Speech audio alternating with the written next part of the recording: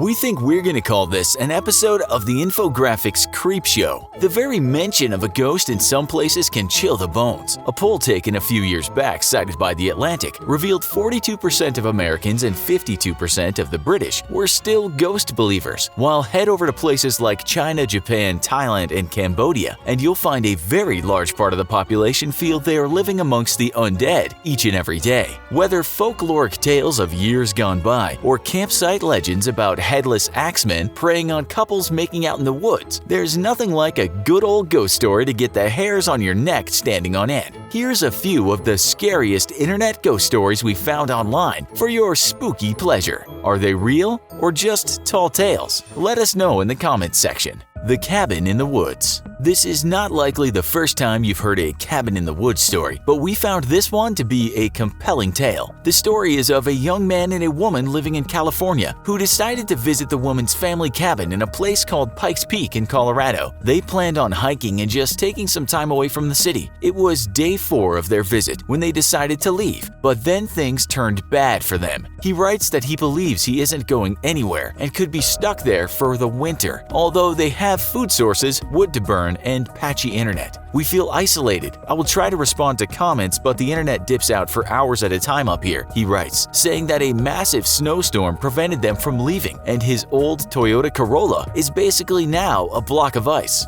Then, the weird stuff happens. After going for a hike, the couple returned to find a dream catcher hanging outside the cabin in a tree. Made from twigs, it was about 3 feet across. They didn't touch it, having watched enough horror movies to know that that's how you get cursed. That night, they both heard a noise outside, like the sound of twigs breaking. They weren't too worried, knowing how much wildlife is in the area. Nonetheless, he took a tactical flashlight outside. Nothing was there. He sounds lighthearted in the next paragraph. We stayed in all day on Friday and just cuddled and hung out and played some of the board games we brought and some of the Super Nintendo games they had in the cabin. Donkey Kong Country 2, I have considered stealing because it's the greatest game ever made. Then later that night, they heard more noises. He didn't go outside this time, but at around 1 a.m. his girlfriend said she could hear voices. The man listened carefully and thought he could hear the sound of a man crying, but he wasn't sure, as it could have just been the wind playing tricks. The couple snuggled up and were soon asleep again. Then at 4:45, those noises were much louder, this time startling the couple. It was a man for sure, but he seemed to be speaking a foreign language, his voice frail, as if he were calling for help. Now knowing what they were hearing, they called a park ranger and recounted the story to him.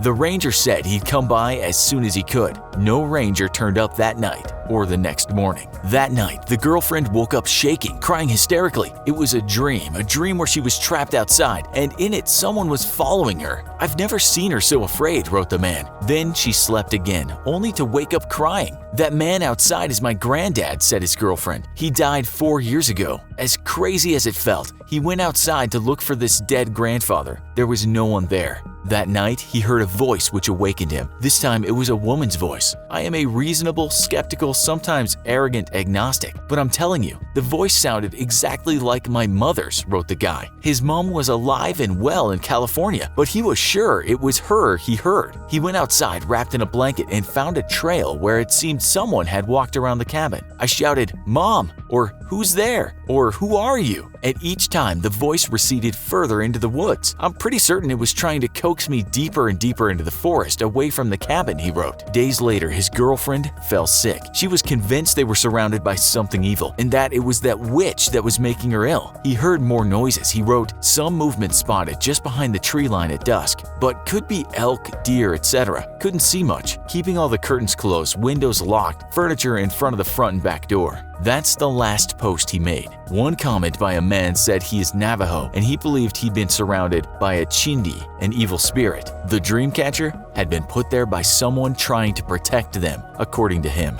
The broadcast. You are alone in your bedroom. The rest of the house is sleeping. You live in a small town, it's quiet outside, and you just hear that intermittent sound of each channel as you mindlessly surf. You then stop, taken aback as one channel shows what looks like your former school janitor, a creepy man you never liked because he always used to stare at you and say, "Hiya, fella," in a way that was too close for a stranger. He starts reading from what could be a teleprompter. "Hiya, fella," he says in that same way. "I'm just here to inform you that the forecast is not good." Then the channel goes back to someone trying to sell some kind of super sharp kitchen knives. You keep surfing, thinking you must have just had one of those micro sleeps and dreamed it. It is the early hours of the morning and you're tired. Then that same channel gets interrupted again. This time, it's a black and white cartoon of what looks like a typical American family sat around a dining table. You then notice the two kids look like you and your brother. But when you're only about 8 years old, the woman, your mother for sure, is crying. She's sobbing really hard, and even though you had the volume turned down, it seems very loud. The man, your father, says to her in a reassuring way, "It's not going to be okay, darling." You whisper to yourself, "No, you mean it's going to be okay, not it's not going to be okay." And then it seems like the entire family hear you. They all look at you through the TV, which makes you feel very uncomfortable. They don't say anything, just stare. That was the story from a man about something that happened to him while he was in college. The morning when he awoke, he learned the distressing news that his mother had died of a ruptured brain aneurysm that night in her bed. Maybe he'd been warned by the spirits. Perhaps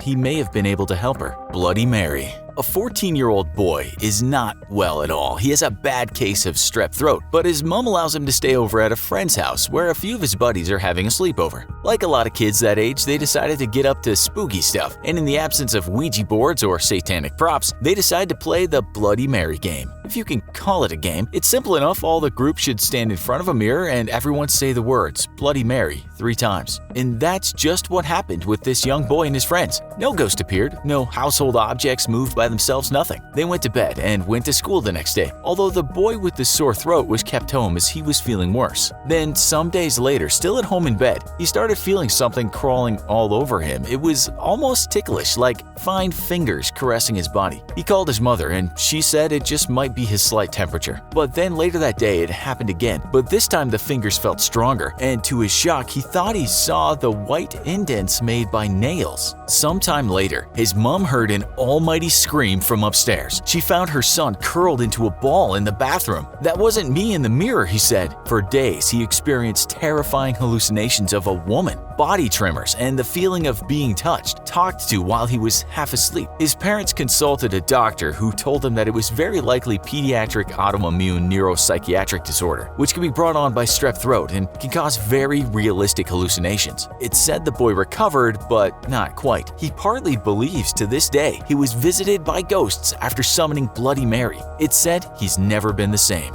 The dream.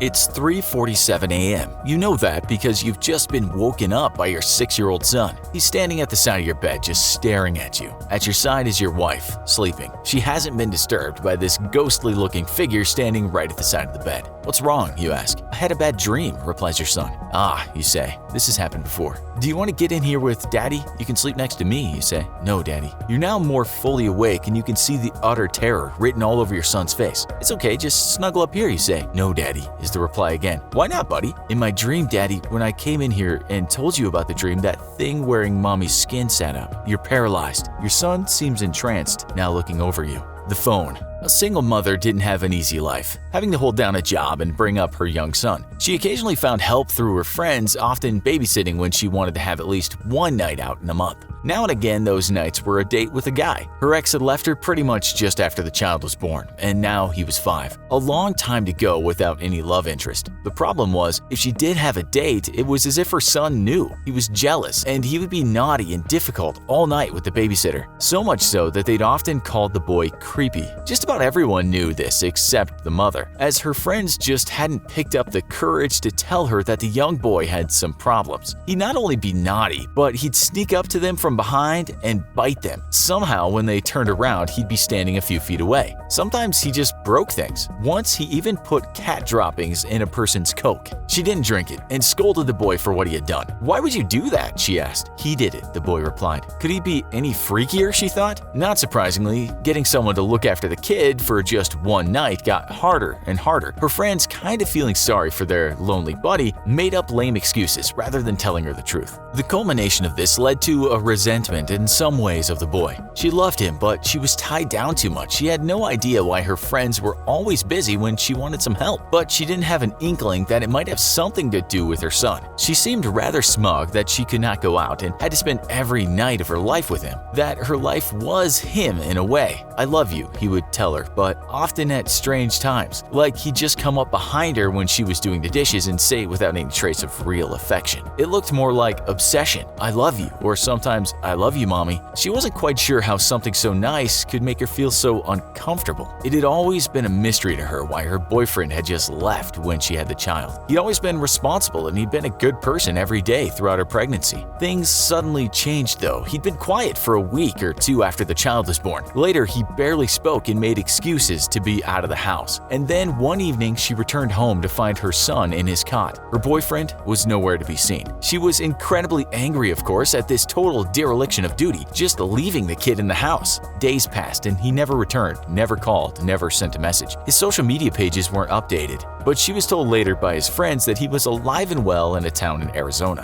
which was on the other side of the US. How could he be so selfish? But time passed and she tried to forget him. One night, she was determined to go out. She'd met a guy whom she really liked and nothing would stop her. She'd managed to get someone from her work at the clothes store to come and babysit, someone who hadn't ever babysat for her before. She knew her son was a bit different, but he was just a kid. He was harmless. He was enraged, though, about his mother going out with a guy. "You should not leave," warned her son. "Why?" she asked. "Because he doesn't want you to leave," replied her son. She thought this might be some kind of problem from not having a father, that he pined in some ways for a father he never really knew. Who was he, though? At that point, she just gave in to him and canceled her date. That evening, as the two watched TV, her son asked her if he could use the phone. She said, "Okay, but just for games. Don't call numbers and don't send messages," she said. The son agreed. Later, she fell asleep, waking up shocked to see her son wasn't in the room. She quickly went upstairs and was relieved to see him in bed, her phone lying right beside him. He'd only gone and taken photos all around the house. She kept scrolling. It was as if he'd been taking pictures of just empty space. So she just kept deleting until she came to one photograph, a picture of her lying on the couch. Her heart skipped a beat though, as in that picture her son was lying next to her with his arms wrapped around her shoulders. She could just about make out some kind of shadow on the wall. She never left her son at home again, but what also never left was her intense fear of him.